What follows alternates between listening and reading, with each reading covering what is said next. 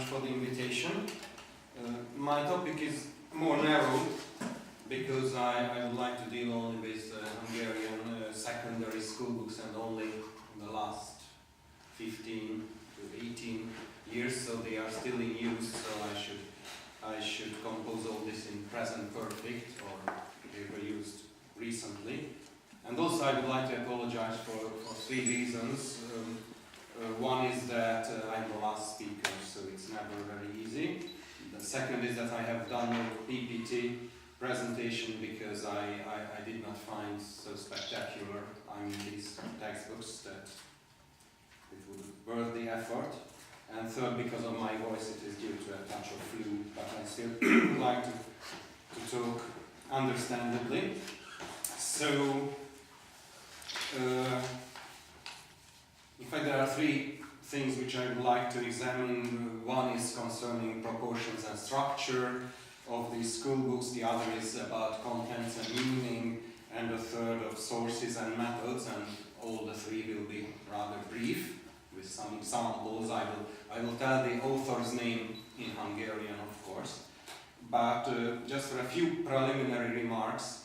Of course, textbook writers are not composing entirely free what they want to write, but there are many things which determine their work, like core curriculum, other curricula, graduation, regulations, and so on and so forth. Graduation was changed in 2005, so it also caused, they didn't change the textbooks themselves, but still it was a serious modification. And before you might ask, I'm sure there would be such questions, what about recent textbooks, so 2014, the old ones are beginning to expire, and we hear that the government would like to introduce brand new textbooks, of which there will be only one or two, so no more alternative choices but a centralized system. But I must tell you that I don't know any of these books, so if there would be any questions, I cannot give any answers to what will come next year or okay. And the other thing is what still determines the textbook authors is, or at least history teaching, is what we can call the hidden curriculum.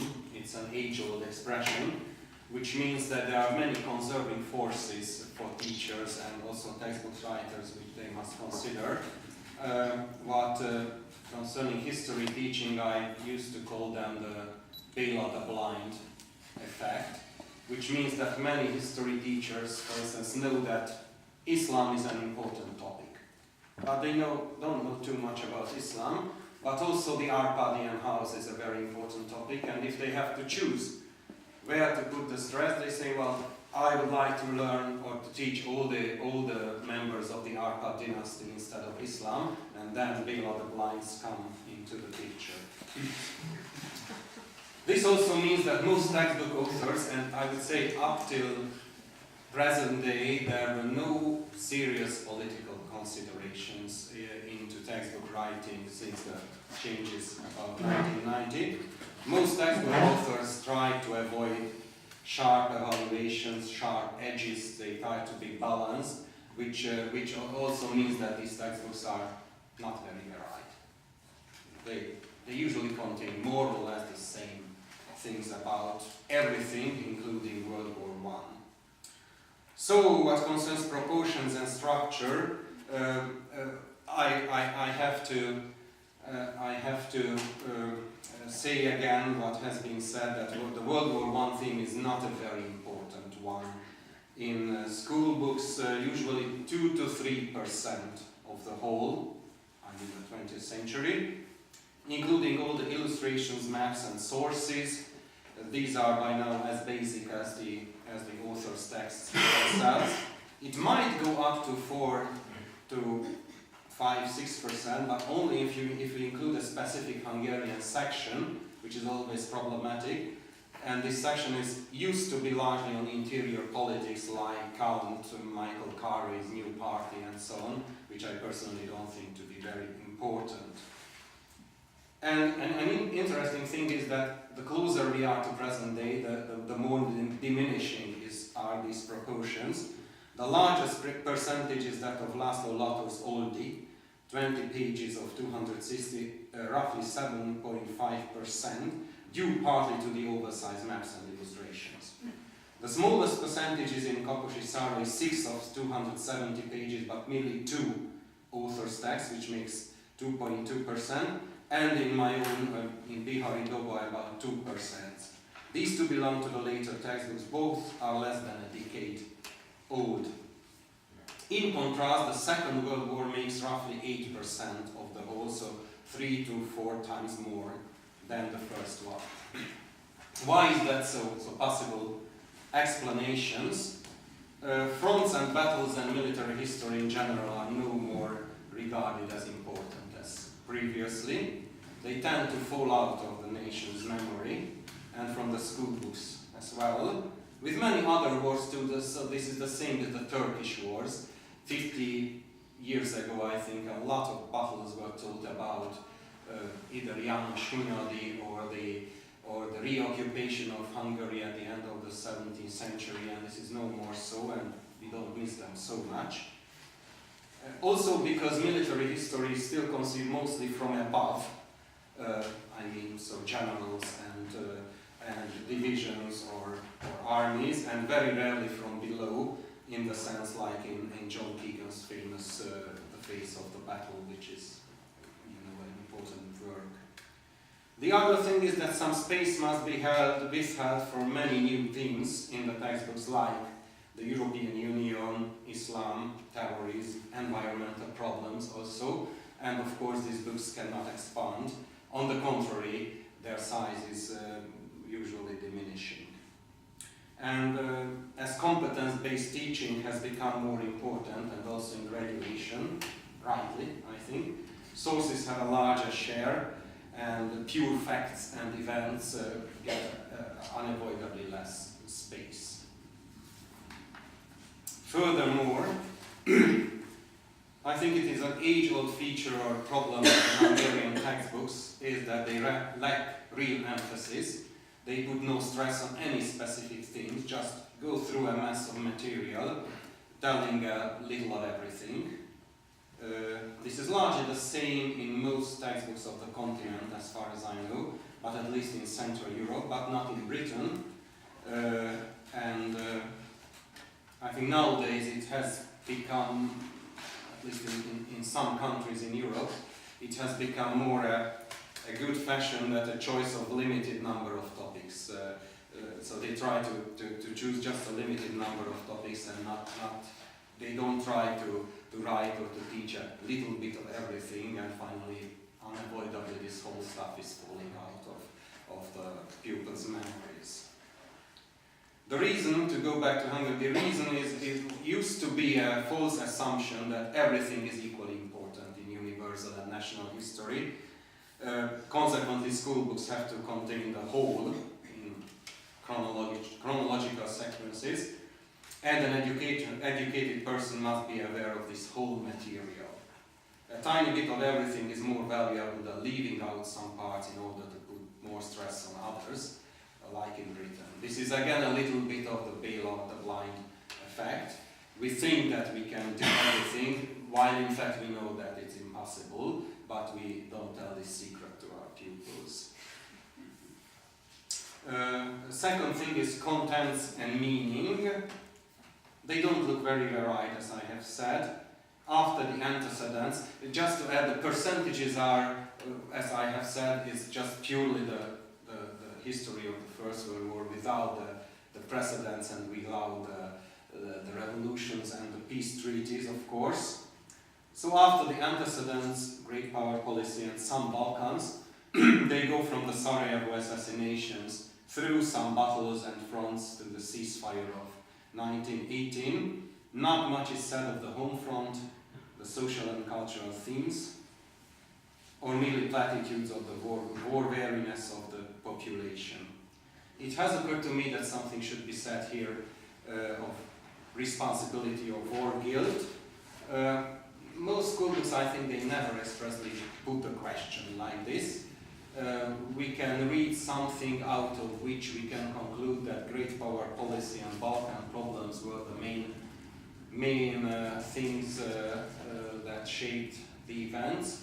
And one can say very loosely that it was Germany and Austria-Hungary which bears the main responsibility, but not the only responsibility. So in German, Hauptschuld, but not Alleinschuld for the war. Under the headline War Aims, one finds more about the secret treaties, Italy-Romania, as these had a profound impact on the fate of the Habsburg monarchy and Hungary itself. Of the later textbooks, Kaposi and Szárai has 12 lines of the home front. Dubček-Repársky also 12 lines. The main points are shortage, inflation, ration, and poverty. Bihari and Doba is the only book with something on the image of the enemy of propaganda and war culture, which means usually movies and war poems. And as you have heard that this latter book contains the less on the war in general, the only explanation is that the military side gets even less attention than usual.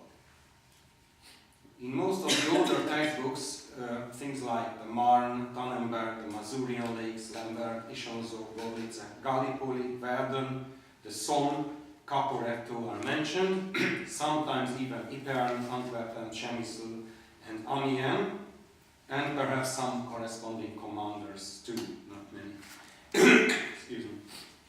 In the later books, there are even fewer names, whether battles and generals, and somewhat more on non-military themes. And I think here it is a legitimate question to ask, should we omit these really historic names and places? Should we accept that after 100 years they have fallen out of the national memory? And did they? And one more inherent problem, not just of the textbooks, which I think important, the memory of the First World War has been largely attached to the trenches of the Western Front. This is what we see on most pictures and motion pictures. However, the consequences of the war were even more profound in the history of Central and Eastern Europe, and this is a difficult contradiction not only for school books, but for the scholarship as well. And let's add this reflects the wider problems of how to match Hungarian national history and European histories. In this case, even more complicated because we have Hungarian history, the Austro-Hungarian monarchy, this is sometimes forgotten in textbooks, and European histories more generally. Just a second.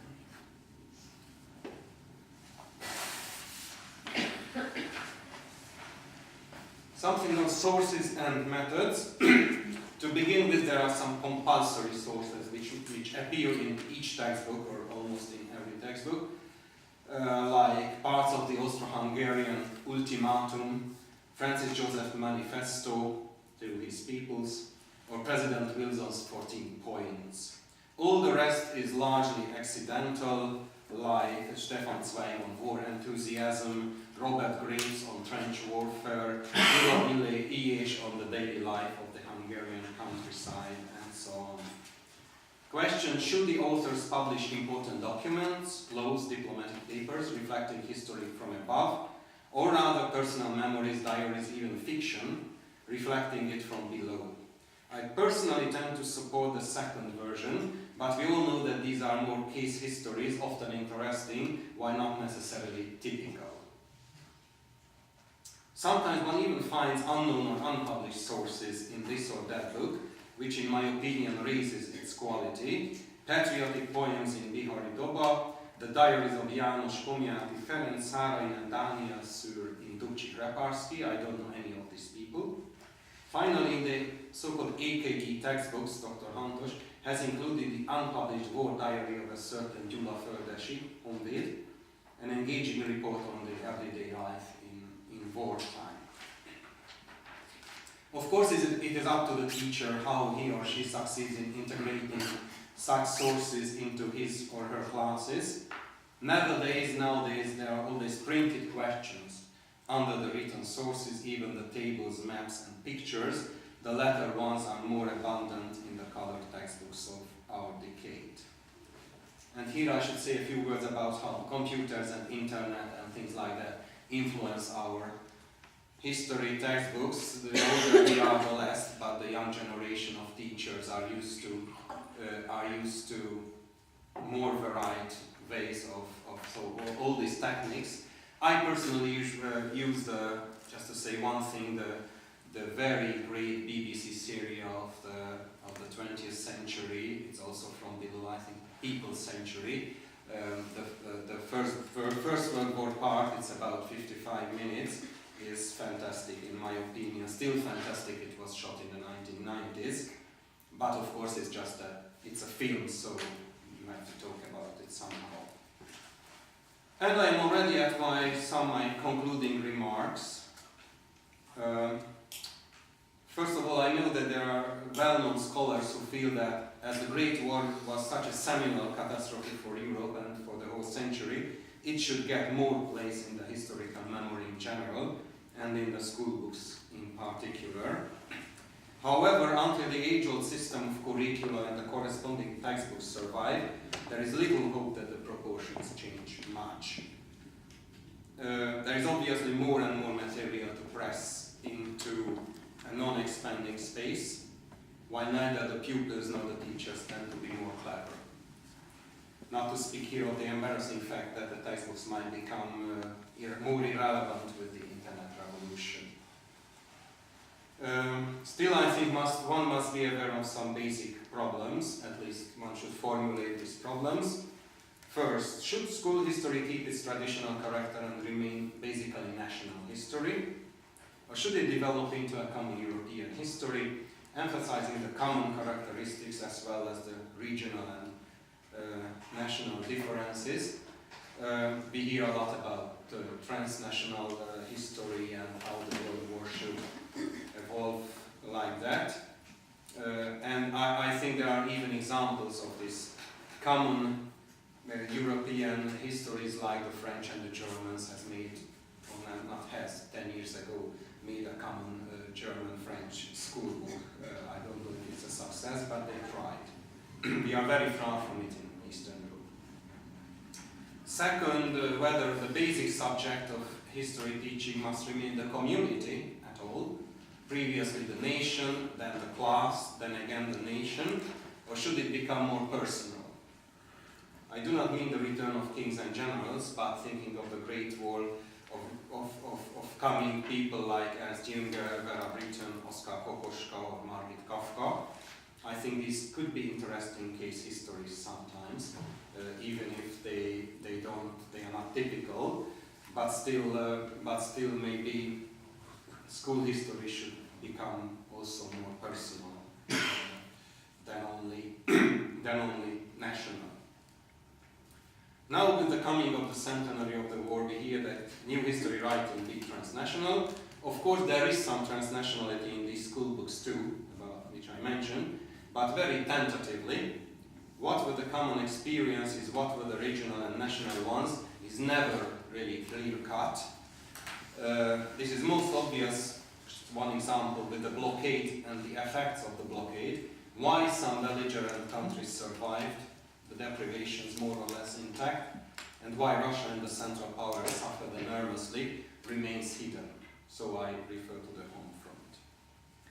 In sum, these questions should be formulated first, beginning with what to expect from the textbooks and the reason of working with history.